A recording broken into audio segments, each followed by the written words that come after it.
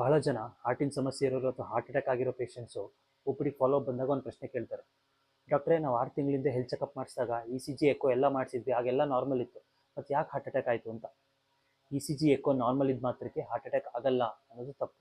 ಎಲ್ರಿಗೂ ನಮಸ್ಕಾರ, ನಾನು ನಿಮ್ಮ ಡಾಕ್ಟರ್ ರಂಜನ್. ಹಾಗಾದರೆ ಹಾರ್ಟ್ ಅಟ್ಯಾಕ್ ಏನಕ್ಕೆ ಆಗುತ್ತೆ ಅಂದರೆ, ನಮ್ಮ ಹಾರ್ಟಿಗೆ ಸಪ್ಲೈ ಮಾಡೋ ಮೇಜರ್ ರಕ್ತನಾಳ ಏನಿರುತ್ತಲ್ಲ ಅದು ಬ್ಲಾಕ್ ಆದಾಗ ಹಾರ್ಟ್ ಅಟ್ಯಾಕ್ ಆಗುತ್ತೆ.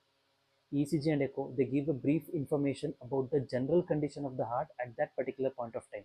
ಅಂದರೆ ನಾವು ಯಾವಾಗ ECG ಎಕೋ ಮಾಡ್ತೀವಲ್ಲ ಆಗ ನಮ್ಮ ಹಾರ್ಟಿನ ಜನರಲ್ ಕಂಡೀಷನ್ ಬಗ್ಗೆ ಗೊತ್ತಾಗುತ್ತೆ ಹೊರತು ಫ್ಯೂಚರ್ ಹಾರ್ಟ್ ಅಟ್ಯಾಕ್ ಬಗ್ಗೆ ಪ್ರಿಡಿಕ್ಟ್ ಮಾಡೋದಿಲ್ಲ.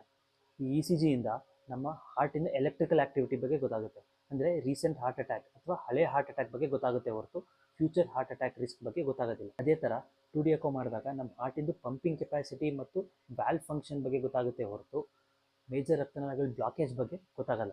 ಈ ಹಾರ್ಟಿನ ತೊಂದರೆ ಅಥವಾ ಹಾರ್ಟ್ ಅಟ್ಯಾಕ್ನ ಪ್ರೆಡಿಕ್ಟ್ ಮಾಡೋದಕ್ಕೂ ಬೇರೆ ಬೇರೆ ಥರ ಬ್ಲಡ್ ಟೆಸ್ಟ್ಗಳಿದ್ದಾವೆ. ಅಂದರೆ high sensitivity CRP, HbA1c, fasting lipid profile, ApoB, ಈ ರೀತಿ ಬೇರೆ ಬೇರೆ ಬ್ಲಡ್ ಟೆಸ್ಟ್ ಇದ್ದಾವೆ. ಕಾರ್ಡಿಯಾಕ್ ಸ್ಟ್ರೆಸ್ ಟೆಸ್ಟ್ ಅಥವಾ TMT, ಈ ಕಾರ್ಡಿಯಾಕ್ ರಿಸ್ಕ್ ಫ್ಯಾಕ್ಟರ್ಸ್ ಇರೋರು ಡಾಕ್ಟರ್ಸ್ ಅಡ್ವೈಸ್ ತೊಗೊಂಡು ಪ್ರಾಪರಾಗಿ ಎವ್ಯಾಲ್ಯೂಯೇಟ್ ಮಾಡಿಸ್ಕೊಳ್ಳೋದು ತುಂಬ ಒಳ್ಳೆಯದು. Take care.